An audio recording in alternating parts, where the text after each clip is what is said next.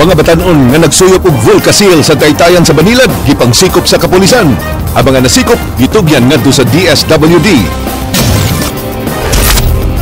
Mga biktima sa trahedya sa usa ka pamilya sa lungsod sa Katmon gipanglubong.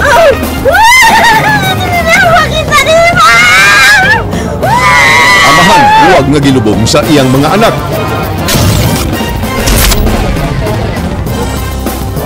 Mga pulis ang suspect sa pagpanulis sa Western Union. Ang usab bago lang nadakpan sa pagpanulis sa lungsod sa Carmen. Mga dagkong bato nga delikado nga madahili, gipaligid aron dili makadisgrasya.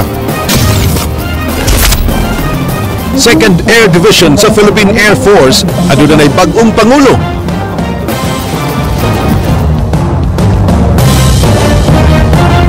May hapon Sugbo, Kabisayan, aniya na mga balita uban ang kinatibuk-ang pwersa sa News 5 Cebu karong adlawng Lunes, petsa 13 sa buwan sa Oktubre, tuig 2014. Ako si Glenn Soco. Inyo sa ming madungog sa ka sa Radyo 5 101.9 News FM alang sa mas komprehensibong impormasyon. Ako si Georgia Herrera. Giaprubahan sa Provincial Development Council ang kapin 462 million pesos nga annual investment plan sa lalawigan sa Sugbo. Mas taas kini kun itandi sa gipatuman katong tuiga. King Perez, sugin ni mi. Is there any objection to the motion for the approval of the AIP by Mayor Ligado? No objection. The motion is approved. The AIP for fiscal year 2015 for the province of Cebu is approved. Ana sa 462 million pesos ang proposed annual investment plan alang sa sunod tuig. Kini mas dako og 55 milyones pesos kung itandi karong tuiga. Labing gamay nga gigahinan sa investment plan maong pag-construct o pag-rehabilitate og mga rainwater catchment facilities sa kantidad nga 460 mil pesos. Labing dakong gahin alang sa infrastructure projects nga moabot og 246 milyones pesos din ang pagbayad sa loan sa pagpalit sa mga heavy equipment mao'y gigahinan og dakong pondo alang sa sunod tuig. No, we intend to loan for to take a loan para sa heavy equipment, but still that's just a plan. Di pa gina final, no? Usa sa mga nasayran sa baguhay lang nga naprubahan nga annual investment plan alang sa Kapitolyo sunod tuig, mao nga mas dako ang gipangayong gahin sa buhatan sa gobernador og 10 milyones pesos kun itandi karong tuiga. Apan mikunhod ang gipangayong mga budget alang sa buhatan sa vice gobernadora ug mga sakop sa provincial board. Ubos sa assistance o subsidy to local government units ang investment fund sa provincial governor. Ana sa 75 milyones pesos ang gigahin nga pondo. Mikunhod og 1 million pesos ang pondo alang sa buhatan sa vice gobernadora. Mikunhod sabog 3 milyones pesos ang pondo alang sa mga board members kung itandi karong tuiga. Gipasabot sa gobernador nga plano lang ang investment plan ug mahimo nga i-realign ang pondo sa laing item kung gikinahanglan. Matud niya, mas dako ang iyang pondo sunod tuig ingon man sa kinatibuk-ang annual investment plan tungod kay mas dako na ang internal revenue allotment sa lalawigan. And please realize also nga daghang ayong mga ayo sa governor, no? In terms of projects. So ato nang gibutan diha. Lakip ang approved 462 million peso annual investment plan sa gibanaba ng 3 bilyones pesos nga budget alang sa sunod tuig sa Executive Department nga pabrubahan sa Provincial Board. King Perez, News 5. Aduna nay bag-ong commanding officer ang 2nd Air Division sa Philippine Air Force nga nagbase sa Mactan Air Base. Kaganiya gipaygayon ang turnover ceremony. Andrea Patenya, sugin limi. As Commander of 2nd Air Division, Philippine Air Force. Formal na ang milingkod isip bagong pangu sa 2nd Air Division sa Philippine Air Force si Major General Yusakito Manalo, isipuli kang Major General Romeo Poquiz na may retire na sa edad nga 56. Si Manalo, kami commander sa 205th Tactical Helicopter Wing ug outgoing division commander sa 1st Air Division sa Clark Air Base sa Pampanga. Pareho sila ni Poquiz nga mga graduate sa Philippine Military Academy Batch 81. I'd like also to assure the Commander of Central Command, Lieutenant General Vivar, that 2nd Air Division will always be supportive of CENTCOM's campaign plan, especially in Samar and in his HADR missions to include the Armed Forces of the Philippines, constitutional mandate of protecting our national sovereignty and territory. Si Pokies sa iyang bahin, wa makapugong nga mahimong emosyonal sa iyang speech, hilabi na atul sa bahin diin na ngayo kinig dispensa sa iyang asawa ug pamilya sa iyang mga pagkuwang isip usa ka amahan ug bana tungod sa kadaghan sa iyang mga responsibilidad isip sundalo sud sa 37 ka tuig. I shall always treasure the opportunity of having served our countrymen in their hour of need and in the direst of situations. Tungod sa nabuhat ni Major General Romeo Pokies, gipasidunggan siya ni Philippine Air Force Commanding General Jeffrey Delgado.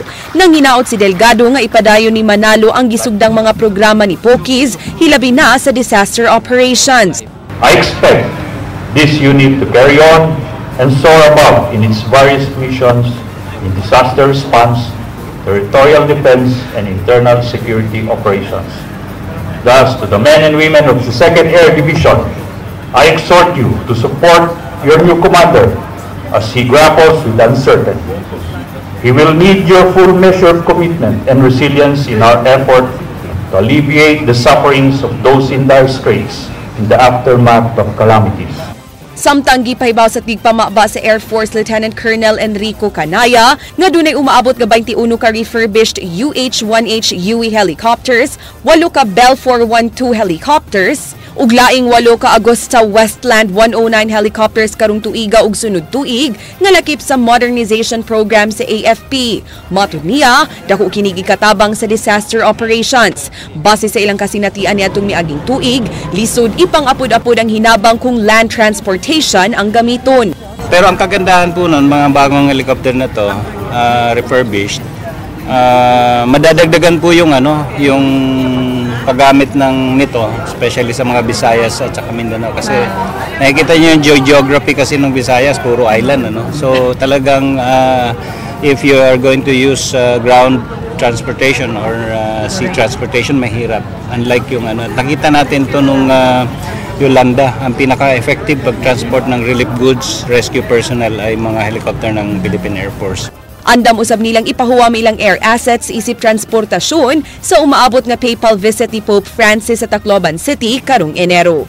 Right now, we still have yet to receive pa ang specific tasking ng Air Force. But typically, nagbibigay po tayo ng mga air assets, kung helicopter ang kailangan, kung mga fixed wing ba, C-130 kailangan. But we still have to wait for that directive. Andrea Patenia, News 5. Choir nga nagbase sa Barangay Kasay, Dalaguete, Cebu, nga paingon unta mo attend og surprise birthday party sa ilang kura paroko sa Barangay Labangon, Cebu City. Nakasugat og aksidente sa Dakbayan sa Naga.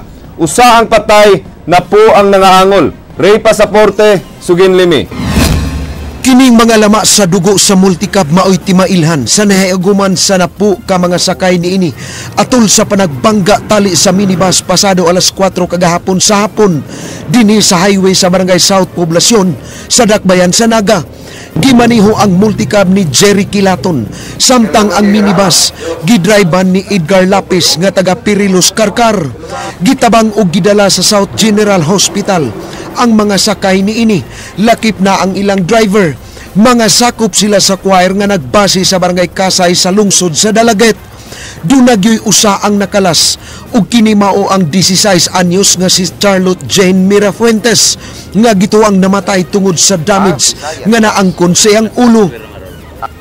Choir akong bata sa kuha sa Kawayan. Simbahan sa Kawayan, choir niya.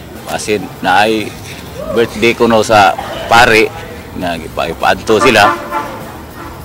Ay surprise ko no ilang kuan sa kay choir mo na kong bata. Unang gida siya sa kuan sa kanang nganlan og kuya Jan nila. Anak ko sa Labangon. Maana jud paila niya nagkaso kay lisod man. Ay akong bata nawa god.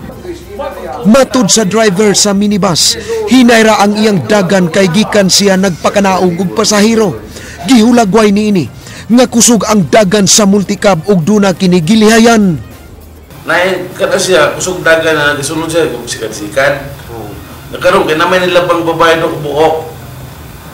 Kusog nga dagan. Mo to yung gilihayan. Paglihay na padung man sila ako, pagtanaw ko nga, kusog ka di break ko. Kung naman sikat sa kilid na ko, ako ilihayan ang katusikat, madamang na ko. Ako, niwanong lang ako. Ray Pasaporte, News 5. Humaan masunugi og classrooms ang dakbayan sa Bugo ni atong miaging semana ang lungsod sa Medellin na sabang nasunugan. Din tulo ka karaang lawak sa ringan ang nangaugdaw ni adtong Sabado. Leslie Caminada Vestil, sugin nimi.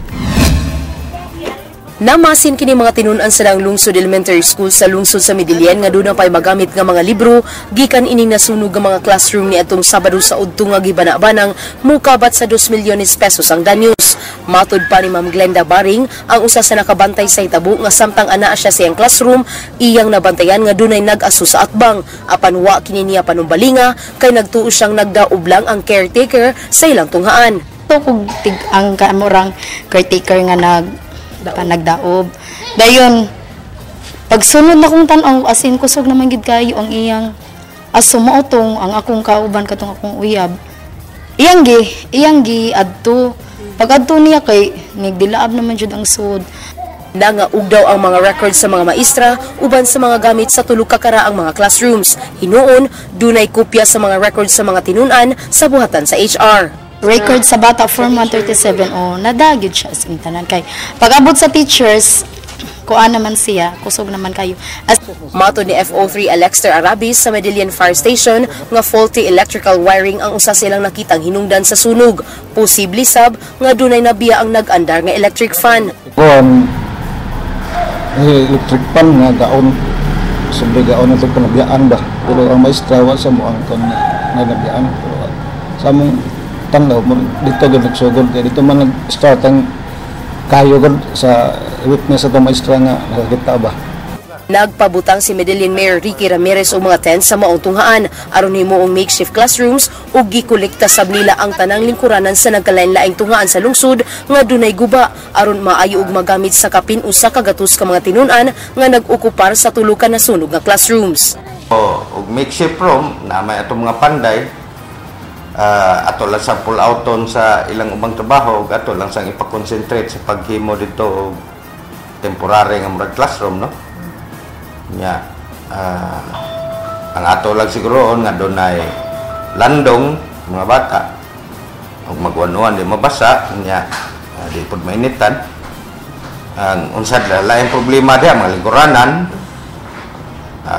butang nga pug blackboard sa to pa unsa gyud kanang ang akong plano nini ang ubang mga eskwelahan nga dunay mga gubaon ba mga lingkuranan amo lang sa kolektahon nya ipaayo lang natong dali-dali aron nga tabangan din nato ang mga eskwelahan no kay Leslie Caminada Vestil, News 5. Tuyong gipaligid ang dakong bato nga nag-umbaw sa bungtod sa barangay Campo 4 sa Dakbayan sa Talisay aron malikay sa disgrasya ang mga residente sa lugar. Jinky Bargio, sugin limi.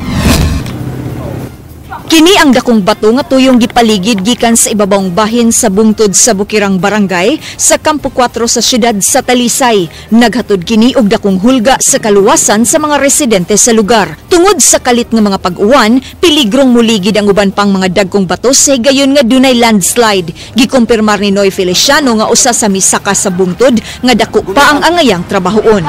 Likado ginang mga batuhaw nga maligid na og atol nga kana bitong mag-uwan. Amo na akong kunan nga bitaha gyud unta na mahawanan sa babaw. Kuan ani sa ubos. Nga dili ba ilawan na katog pa ka na magabi magkuan-uwan. Si Leonisa kansang tindahan duhara kadupa ang gilayon sa bato nga nahog na lisang sa kahadlok. Alang niya panahon ng lion sa gobyerno ang ilang sitwasyon. Sa una pag diri sa ubos nga medyo nagpaabot gid ko nga unsa kay aksyon na mo diri nga matagaan na ba mi nagpaabot ko iabot na lang sa niron abot unsa ka naaba ka or wala. Matud ni Talisay City Councilor Danny Caballero, makapagal Gulyas Public Market nga nahimutang sa Barangay Lagtang una ipahimutang ang dulan 30 ka mga pamilya sa gayon nga muhimo na sabog clearing operation sa lugar sunod semana. Ila na sab silang pangitaan og relocation site. Ug naa magay sila kahiklingan nga safety sila diri ni lugar mo coordinate siya sa kapitan para ma-inform sa si mayor nga matagaan jud og transfer ang dapita. Aron malikayan ang samang insidente diin kalit nga pagligid sa bato sa milabay nga tuig, laraw ni Caballero nga makigalayon sa DPWH alang sa pagpangita og long-term solution sa maong suliran. Kini ang long-term solution jud ini dapat ini kuanon jud siya kanang reprapan jud kini nga mga dagko nga kini bitong posible nga kini bitong nay mga dagkong bato ini dapita, reprapan jud siya para dili jud delikado ang mga motorista nga moagi. Jinky Bargio, News 5. Gipahigayon ni atong Sabado ang ika-11 katuig nga Moonwalk kon Breast Cancer Awareness Walk. Julie Tainar, sugin ni May. Nagtapok ang nagkalain-laing sektor sa ika-11th Moonwalk ni atong Sabado sa gabi nga gipahigayon sa Plaza Independencia nga gipangulungan sa Eduardo Aboitiz Cancer Center isip usa sa mga awareness campaigns alang sa breast cancer. Matod sa program coordinator sa Moonwalk, anaa sa kapindo siyentos ka mga kaso sa breast cancer ang matala matag tuig sa mga kababayenhan sa Sugbo. Diin anaa 157 ang namatay matag tuig tungod sa maong sakit. Usa sa mga breast cancer survivors nga mihatag sa iyang testimonya ato sa maong kalihukan mao si Feli Atienza 15 katuig nga nagantos sa maong sakit. Bisag moingon pa na mga doktor, you only have 6 years, 6 months to live. But God is good that He will give us years to serve others and to be a sunshine for all the survivors and all the patients. So ang ato yung gusto gid unta nga early diagnose since wala may primary prevention ang cancer sa tutoy pero naa siya mga early detection nga measures. Laing gipasabot sa program coordinator nga napo sa mga babae nga na-diagnose sa breast cancer, pito ni ini wa dayon ma-detect mao nga lisod na kining maayo. Tambag ini sa mga kababayan nga mo'y kasagarang mataptan og breast cancer kamuhimo og early detection measures. Lakip ni ini mao ang matagbuwan nga paghiling sa tutoy, matag tuig nga clinical breast exam, labaw na sa mga nag-edad og 40 anyos pataas og annual mammography screening. Making all women for example pa nga mahimo ng tipik sa ilang inadlaw-adlaw nga panginabuhi kining mga tulo ka screening measures nga atong gustong i-share sa publiko balabi na sa mga kababayan. Then I think mas malampuson siguro ta sa umaabot nga mga katuigan. Julie Tainar, News 5. 14 ka mga batanon diin kasagaran niini mga menor de edad girescue sa kapulisan kagabi. Nasuta nga ang maong mga batanon maghingos og Vulcasil inay rugby. Eksklusibong nasundan ni Ray Pasaporte ang maong operasyon. Gidudahang grupo sa mga rugby boys kining mga batanon nga nag-standby sa taytayan sa barangay Banila, Dakyan sa Sugbo. Ug dugay na silang gireklamo sa mga motorista ug sa mga taong mangagi sa lugar. Mao nga pasado alas 8 kagabi nihimo og kinalit nga rescue operation ang Cebu City Police Office. Ang uban nakuptan apan dunay nakadangan paingon sa tunga sa karsada. Hinungdan nga dunay naigo sa sakyanan. Way nagtuo nga makabarog pa kining nag-orange t-shirt ug midagan na sab. Kining 10 anyos nga batang lalaki nihilak og niyaka sa karsada kay dili siya mukuyog sa mga pulis. Nasuta sa kapulisan nga di na rugby ang hinguson ining mga bataa kundili Vulcasil na. Kuyog ako akong pap, kawatan ako akong papa niya. Akong papa, wag mantay lakaw, ay tugman ko dito. Naramay sambay na. Niya? Paano may dewa? Sambay naman kayo may gudya sa bus. Mula reklamo sa mga tao dring, mga agi. Ya, manghingi pa na sila, huwag na magkaon. Pangayoon yun nila. Ilang pugson pagpangayo. Ya, karon kay, ang uban lagi, mahadlok na mo agi. Ang kagabiin at tungan ng gabi, labnihon na nilang bag. Ang ilawom sa taytayan mao'y gihimong hideout sa grupo. Ugani dihang gisusi kini sa mga pulis. Duna pa'y usa nga mitago. Dunay na recover nga kutsilyo ug baraha gikan sa maong grupo. Perminti na tagabi nila diya, samo kayo. Yan ang hasol kayo ba? Mga konda ka nang sana. Sa may inyong ma-obserbaran diha, anong tapok sila? Sige, so yung nagbulkasil.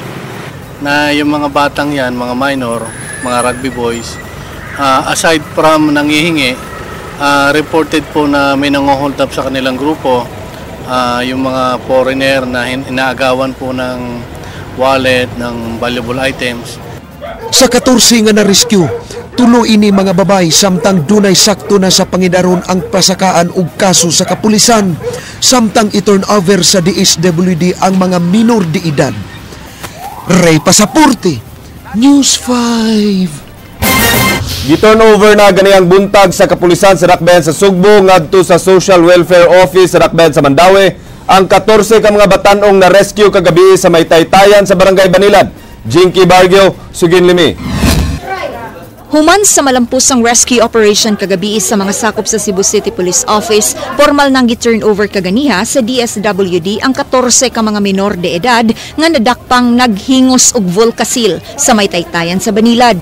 Ang maong mga batan-o nag-edad og 10 ngadto sa 18 anyos gikuyugan sa ilang mga inahan dihang nakigatubang sa DSWD Mandawi City human masuta nga pulos taga Mandawi ang maong mga batan-on nga midagsa sa Dakbayan sa Sugbo aron manglimos, mangawat, manaygon ug manglabni.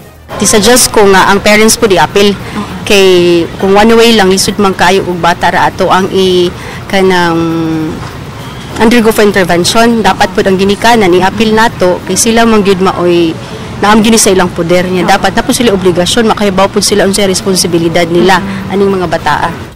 Matud sa hepe sa Cebu City Police nga sa ilang pag-turnover sa mga minor de edad, malaumon sila nga mukunhod na unya ang street crimes nga naglambigit sa mga batan-on. Nagtinguha ang mga otoridad nga makigtagbo sa mga barangay officials aron suhiron ang mga posibleng hideout sa uban pang mga batan-on nga midayo dinhi sa syudad.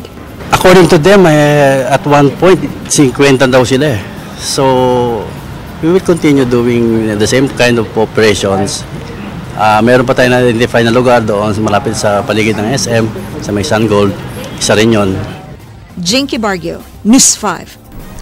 Panisakop sa Air Force ug usa ka kauban gidakop sa kapulisan human nanulis og gas station. Nasuta nga nanimaos ang suspect human wa mosugot ang attendant nga iuli og balik ang gipalit niyang oxygen tank. King Perez, Sugin Limi.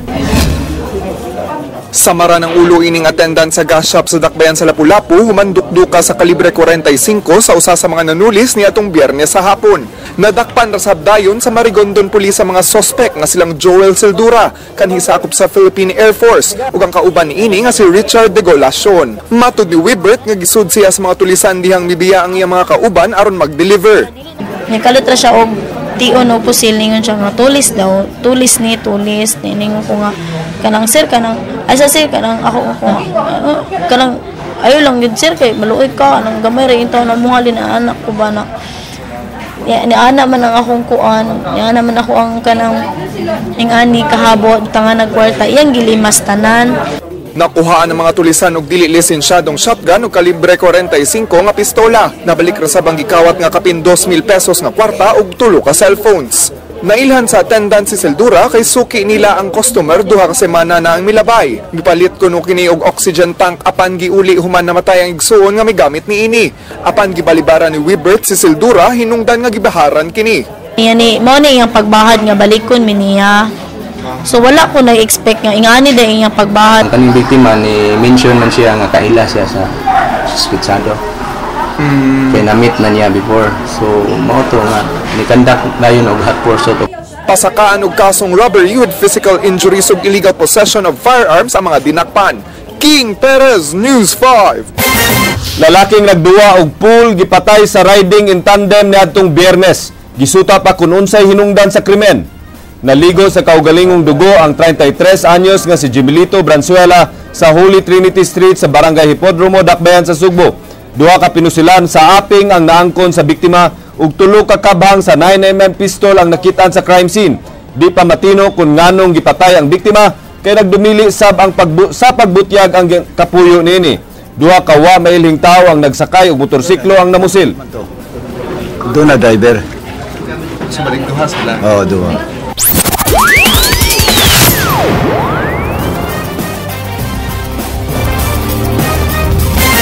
Gipanglubong na ang mga nangamatay ug mga biktima sa trahedya sa usa ka pamilya sa lungsod sa Katmon. Buwag nga gilubong ang amahan nga mipatay sa iyang 3 ka mga anak ug ugangan. Leslie Caminari Vistil, Sugin Limi. Alas 12 sa udtugi pagawas na sa ilang panimay ang upat ka mga lungon nga nakapasamot sa pagtiyabaw sa pamilyang mulat. Gidungan paglubong silang Stephanie Figues, 6 anyos, John Eric Figues, 4 anyos, Erika Lynn Figues, 2 anyos ug ang iyang ugangan nga si Imelda Inad Mulat.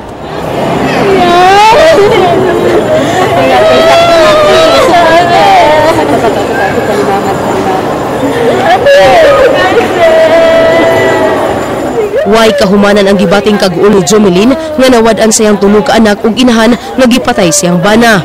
Wa na kini mitingog ug ang igsuon niini ang mitubag sa pangutana kung makatambong ba kini sa lubong siyang bana. Dili lang. Mamutambong ka tomorrow sa kwan. Samtang si Tatay Joseph Mulat may pasabot nga di siya mohatag og pamahayag tungod kay nagbangutan pa siya sa kamatayon siyang kapikas ug mga apo. Huwag mong kumayong palihog lang. Ako din lang kumasulog sa ako kung ano sa man gani. Kaya niya nagbangutan ko sa ako kagulanan doon. Kung gatusan ang miduyog sa kagulanan sa pamilyang Mulat, maihap lang ang nagkigduyog sa pamilyang Figues. Alas 12 kaganyang udto, gigawas ang patayng lawas ni Eric Figues sa ilang panimay. Apan bisan og gi-adjust na sa pamilyang Figues ang schedule, wa gihapon mitunga ang asawa niini nga si Jomelyn. Hinuon, may sabot rasab ang pamilyang Figues sa desisyon sa asawa, bisan og sakit kini sa ilang buot. Medyo nahiubos gamay kay hangyo ba na niya. Gi-extend na lang ba na mo ang paglubong siyang bana pa tungod siyang hangyo. Gamay ra pero may mahimo iyan decision di siya mungariyaw. Wala na siya basta among gitubag iyang hangyo nga. Gipadayag ni Elisa nga pag-ampo na lang ang ilang gihimo kagahapong adlaw atol sa lubong sa tulo nila kapag umangkon. Nang hinaot sab si Elisa nga unta magpinasaylo ay lang aron mahimutang nasab ang mga kalag sa mga namatay. Kung nasakitan sila, nasakitan sanmi. Kung namatyan sila, namatyan sanmi. Amo ko na pagpangkon ang namatay. Ako na mangod ang namatay. Pareha mi nga both side ba nasakitan. Kung nagsubo sila, nagsubo sanmi. Kung mahimo, kung nakasala manggaling among igsuon, para nila, mapasayloon ta nila ba. Kaya kami, wala minangandam, wala mina-expect nga mahinani ni. Pareha kaya may biktima. Mga anak kaya ba? Leslie Caminadi Vistil, News 5.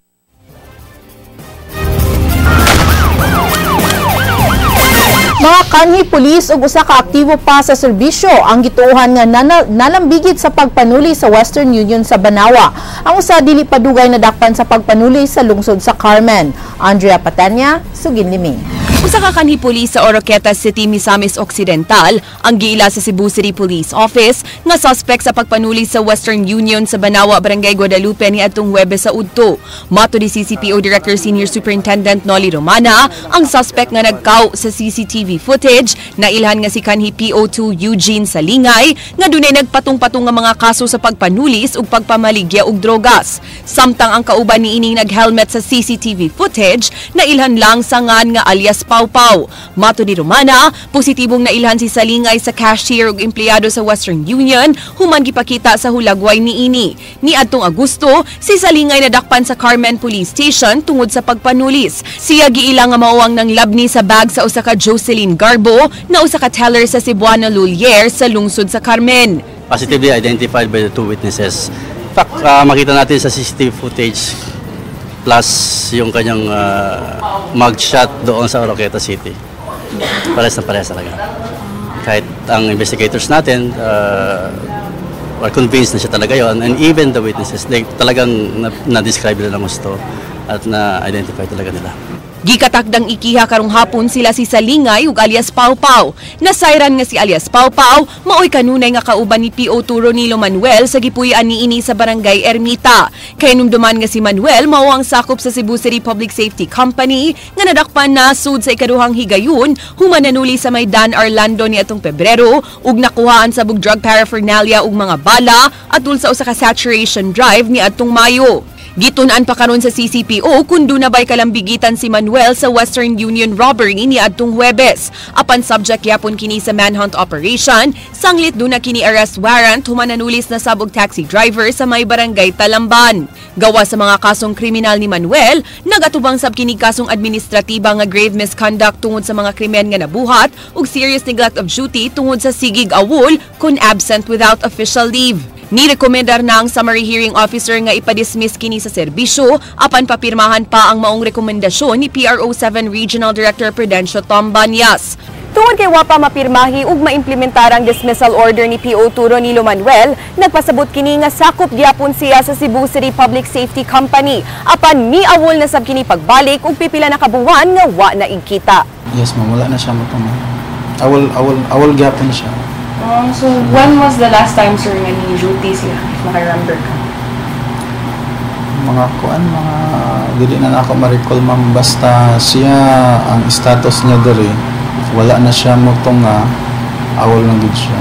Gani doon na untay administrative summary hearing si Manuel nga atong Septyembre 10 tungod sa usa sa iyang mga kasong serious neglect of duty apan wa kini mitunga. Matud pa, suway na ang gistorya sa iyang direct supervisor nga si Superintendent Esguera iyang pamilya apan way nahimo. In fact, na-istorya na ko yung misis, na-istorya na ko yung parents para kay tao man ako siya. At least ako siyang akong na-istorya ba. Na-istorya po na ako siya and then after that, na-istorya po na ako yung misis, na-istorya na ako yung parents. Mo lagi na akong gitambagan na musulod pero ilahapod ko nung paningkamutan.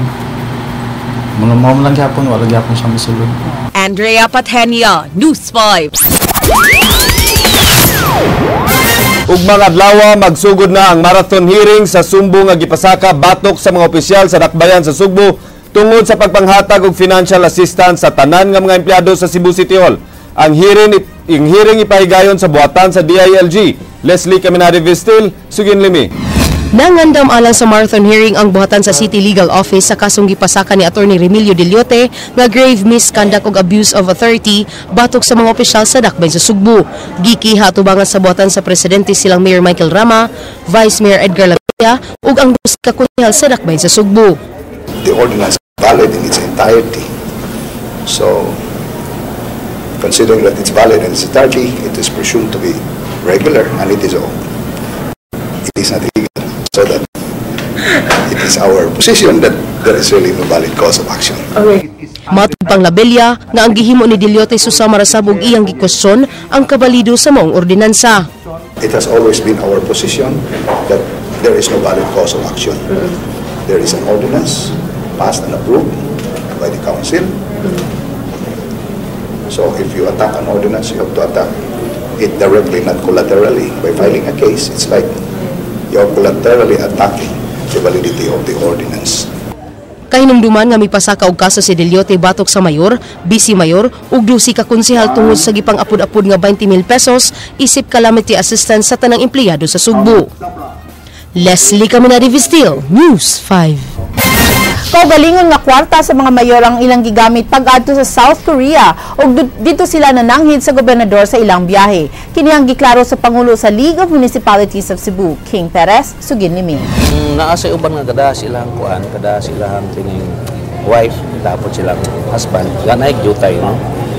Murag some sort of vacation na lang po to siya. Init karon ang pangani League of Municipalities Cebu Province President ug tuboran Mayor Democrito Diamante, ingon man ang ilang ubang kaubanan ini sa maong liga, kinihuman masayri nga 26 ka mga mayor sa kalungsuran sa lalawigan ang milarga sa nasod sa South Korea ni atong Huwebes. Bag-o lang nga nabot si Mayor Diamante, human sa upat ka adlaw nga pagsuroy-suroy kauban ang ubang mga mayor sa maong nasod. Gi-invite ang mga mayor sa LMP Cebu Province sa Cebu Korea Association Incorporated agig pagtuon sa kalambuan sa maong nasod sa natad sa turismo. Football kayo no nga mo ang lakaw nya pasalamat mi sa Cebu Korean Association Incorporated nga ilagi mi gi-complete ikan sa pagkaon sa akomodasyon tanan no nya gitor nila nakaabot kami dito sa boundary sa North ug South Korea. Gi-question ang pagduaw sa daghang mayor sa maong nasod lakip sa kwarta nga gigamit sa paglarga. Giklaro ni Mayor Diamante nga ilang kaugalingong kwarta ang gigamit sa paglarga sa Korea ug dili sa gobyerno. Gigastuhan sab sa Korean Association ang accommodation ug ban pang galastuhan sa pagduaw sa maong nasod. Kini ang hinungdan kun ngano wa na sila mananghid silang pagbiyahe sa Department of Interior and Local Government. Kang Governor Junjun Davide lang nananghid ang mga mayor. Kanggog lang. Kay personal capacity man to. Tapos kung official siya, kinahanglan yun kasi DILG. So wala kayo sayo? Walay sayo. Walay sayo. What's the big issue? What's the big deal? They went there on learning visit. They paid for their own fare. If they have funds sa LMP, magamit man nila. And if you ask Mayor Diamante, daghang sila na-accomplish. Muhimo niya og Memorandum of Agreement ang LMP ug Korean Association ang pagtubag sa mga concern sa gibana-banang 35,000 ka mga Korean nationals nga ania sa Sugbo. King Perez, News 5. Magpatawag og laing panagtigom si Governor Junjun Davide uban ang DPWH, DENR ug mga mayor bahin sa planong pagpaputol sa gatusan na katuig nga mga acacia trees nga naa sa kadalanan sa habagatang Sugbo. Nasayod ang gobernador nga subay sa memorandum ni DPWH Secretary Rogelio Singson, mahimong ipaubos lang sa pruning o pagtrim ang mga sanga sa mga punuan sa acacia trees kundi pa kini angayang putlon. Subay sab sa maong mando sa DPWH nga dunay igong katakos og pundo ang DPWH alang niini. Nahimong rekomendasyon sa gikuhang third-party tree pathologists nga mahimo rang ipaubos sa pruning ang mga punuan inay nga putlon. Una nang mipadayag si Davide nga ipaputol gyud ang mga daotang punuan paglikay sa disgrasya. Hopefully we'll arrive at a resolution, at a mutually beneficial resolution. Mag-usa ka tuig na karong Miyerkules sukad gitayog sa kusog nga linog ang Bohol ug Cebu. Usa sa mga naapektuhan sa pagtayog dinhi sa Sugbo mao ang kampanaryo sa Basilica Minori del Santo Niño. Wa pay sigurado kung kanusa mahuman ang restoration niini apan gipasalig sa nagduma sa maong simbahan nga ilang ibalik ang original niining itsura. Aniya ang kusumaran sa Linog Special Report ni Jinky Bargio.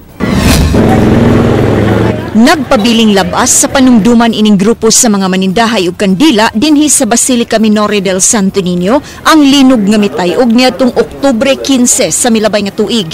Si Manang Leonisa nakakita mismo sa pagkatumpag sa kampanaryo sa Basilica. Ako maong di adres ko, "Senyor, tabangin mi senyor." Nya, mo tinakitaan ko ang ingog-o na hagtak primero. Nya suro na ko tanaw ang kampanaryo na sad. Nya kaninian laki ni na kanila galagdante. Iko rin nakapasok sa guard house, nahamsag ang kanang kuan, kampanaryo. Bisan pa man sa pag-apura karon sa mga deboto apan di pa mapasalig sa mga kadagkuan sa Basilica Minori del Santo Niño kung kanusa mahuman kining maong proyekto. Tungod kay alang sa mga eksperto, dili sayon ang pagbarog sa bayhon ug kalig-on sa maong kampanaryo. Matud ni Father Jonas Mijares, ang rector sa Basilica, nga anaa pa sa pre-restoration phase ang pagtrabaho ini. Again, ang methodology nga gyapon nato dinhi, we rely sa knowledge o expertise gud sa mga gitawag natong experts. Kay kung musipya ta diha, imbis madali siya pagkahuman, no? O basig madugayan pa ta kay kana magod ultimo kanang structure per structure ana niya, miagi gyud na siya scientific nga approach. Sa pagkakaroon, 5 milyones pesos na ang gibanaban ng nagasto sa simbahan. Giklaro ni Mijares nga posibleng madugayan pa kini apan ilang gipasalig nga paninguhaong mahibalik sa orihinal nga disenyo ang naguba nga kampanaryo pinaagi sa tabang sa National Historical Commission. Again, kining pre-restoration na to gi-assured kita sa NCP nga ilan ang i-handle. Meaning to say, what we have spent initially or until now, basta na sulod sa pre-restoration, ilan ang i-refund. Sila may shoulder ana. Now, as far as restoration proper is concerned, amo na po na siyang hisgutan, among istoryahan up to what extent they can extend their help to us. Kadaghanan sa mga deboto, bot na kining maayos sa daling panahon. Ang ngayon daw, manon, kaya hapit na pista, ang ngayon nga, ang Senyor Santo Niño atong alagaran karong pista pohon. Ang ngayon yun siya nga, mahuman siya kay usasad sa painungdan nato nga maari atong Santo Papa o kay kaduhasad nga mao say usa nga talan-awon sa mga turista. Jinky Bargio. News 5. Kanang restoration, Attorney Georgia, dugay kay na nga proseso. Ilabi na ilag yung ibalik sa original build. Yes, I think it would take a lot of studying. Kaya from what I understood, they're gonna really follow everything from the original. So first stone, ila pang sundo kung sa ipakuanan ana. Mas mayo gyud nga ilang tagaan og panahon siguro aron masiguro gyud nga mabalik gyud siya sa historical features. And make it more sturdier this time. Mas ligon. Mas ligon, that's right. Maukadto ang mga balita sa Aksyon Bisaya kini si Glenn Soco. Musunod ang Action Prime. Daghang salamat. Ako si Georgia Herrera. Bisan asa, bisan kanusa. Kapatid. Kay di lang kutob sa balita, Aksyon!